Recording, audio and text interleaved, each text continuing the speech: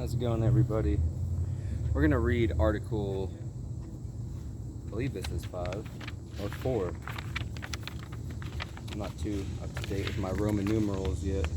This would be article 4. Challenges to America's principles. Challenges to the constitutional government are frequent and to be expected in popular government based on consent. In his farewell address, George Washington advised his countrymen that when it came to the preservation of the Constitution, they should resist with care the spirit of innovation upon its principles, however spacious the pretext. The Constitution has proven sturdy against narrow interest groups that seek to change elements of the Constitution merely to get their way. At the same time, it is important to note that by design, there is room in the Constitution for significant change and reform. Indeed, great reforms like abolition, women's suffrage, anti-communism, the civil rights movement, and the pro-life movement have often come forward that improve our dedication to the principles of the Declaration of Independence under the Constitution. More problematic have been movements that reject the fundamental truths of the Declaration of Independence and seek to destroy our constitutional order. The arguments, tactics, and names of these movements have changed, and the magnitude of the challenge has varied, yet they are all united by adherence to the same falsehood, that people do not have equal worth and equal rights. At the infancy of our republic, the threat was a despotic king who violated the people's rights and overthrew the colonists. Long-standing tradition of self-government, after decades of struggle, the colonists succeeded in establishing a more perfect union founded not upon the capricious whims of a tyrant, but republican laws of institutions founded upon self-evident and eternal truths. It is the sacred duty of every generation of American patriots to defend this priceless inheritance. The most common charge leveled against founders, and hence against our country itself, is that there were hypocrites who didn't believe in the stated principles, and therefore the country they built rests on a lie. This charge is untrue and has done enormous damage, especially in recent years, with a devastating effect on our civic unity and social fabric. Many Americans labor under the illusion that slavery was somehow a uniquely American evil. And I can tell you it is not, because we are here in front of the Chinese embassy and other embassies around where slavery still exists today. And the media doesn't really cover that too much. Every now and again they'll mention it, but there is still slavery in countries around the world today. The United States, on paper, has abolished it, but my view is they just gave us all phones. It is essential to insist at the outset that the institution has been seen in much broader perspective.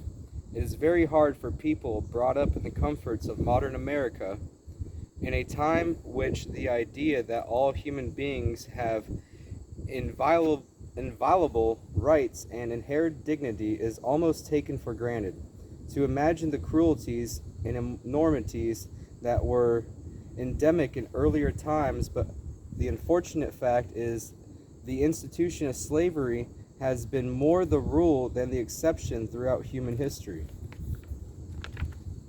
In the Western world's reputation of slavery only just beginning to build at the time of the American Revolution, which marked a dramatic sea change in moral sensibilities. The American founders were living on the cusp of this change in a manner that straddled two words. George Washington owned slaves, but came to detest the practice and wished for a plan to adopted for the abolition of it. By the end of his life, he freed all the slaves in his family estate. Thomas Jefferson also held slaves, and yet included in his original draft of the Declaration a strong condemnation of slavery, which was removed at the insistence of certain slaveholding delegates. Inscribed in marble at his memorial in Washington, D.C. is Jefferson's foreboding reference to the injustice of slavery, I tremble for my country when I reflect that God is just, and his justice cannot sleep forever. James Madison saw to it at the Constitutional Convention that even when the Constitution compromised with slavery and never used the word slave to do so, no mere semantics, he insisted that was wrong to admit in the Constitution the idea that there could be property in men. Indeed, the compromises at the Constitutional Convention were just that, compromises. The 3/5 compromise was proposed by an anti-slavery delegate to prevent the South from counting their slaves as a whole persons for purpose of increasing their congressional representation.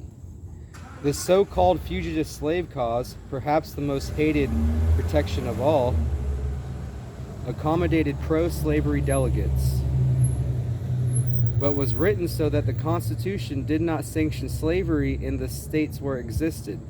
There is also a provision in the Constitution that forbade any restriction of slave trade for 20 years after ratification, at which time Congress immediately outlawed the slave trade.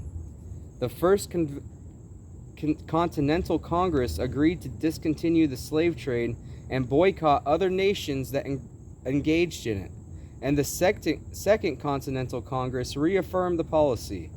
The Northwest Ordinance, a pre-constitutional law passed to govern the Western Territories, and passed again by the First Congress and signed into law by President Washington, explicitly banned slavery from those territories and from any states that might be organized there. Above all, there is a clear language of the Declaration itself. We hold these truths to be self-evident, that all men are created equal. The founders knew slavery was incompatible with that truth. It is important to remember that a question of practical politics, no durable union could have been issue of slavery. Let me read that again. No durable union could have been formed without a compromise among the states of the issue of slavery. It is reasonable to believe that slavery could have been abolished sooner had the slave states not been in the union with the free, perhaps.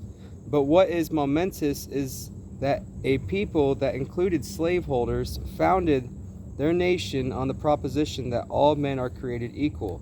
So why did they say that without immediately abolishing slavery? To establish the principles of consent as the ground of the political legitimacy, and to check against any possible future drift toward or return to despotism for sure, but also, in Lincoln's words, to declare the right, so that the enforcement of it might follow as fast as circumstances should permit. The foundation of our republic planted the seeds of death of slavery in America. The Declaration's unqualified proclamation of human equality flatly contradicted the existence of human bondage and, along with the Constitution, compromises understood in the light of that proposition set the stage for abolition. Indeed, the movement to abolish slavery that first began in the United States led the way in bringing about an end of legal slavery. So, stating the United States has ended slavery. We're standing in front of an embassy within the United States. Their slavery is still happening, and they don't talk about it on the news at all. Benjamin Franklin was president of the Pennsylvania Society for Promoting the Abolition of Slavery, and John Jay, the first Chief Justice of the Supreme Court, was the president of a similar society in New York. John Adams opposed slavery his entire life as a foul contagion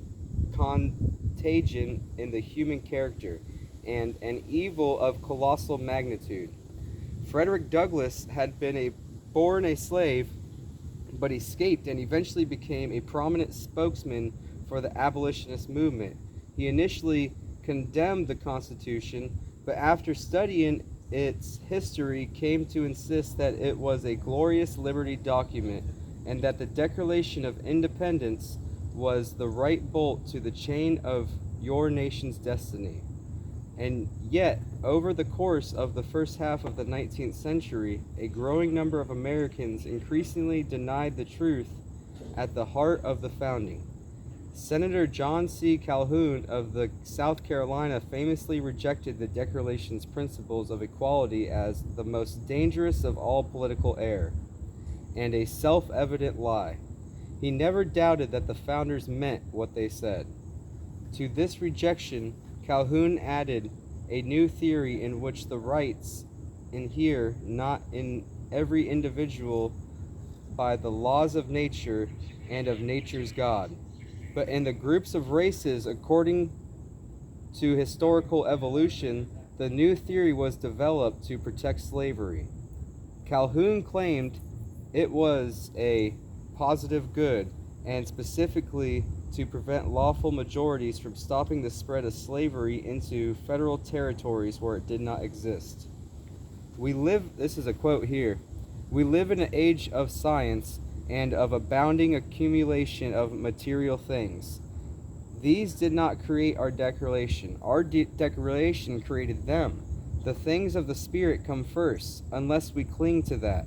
All our material prosperity, overwhelming though it may appear, will turn to a barren scepter in our grasp.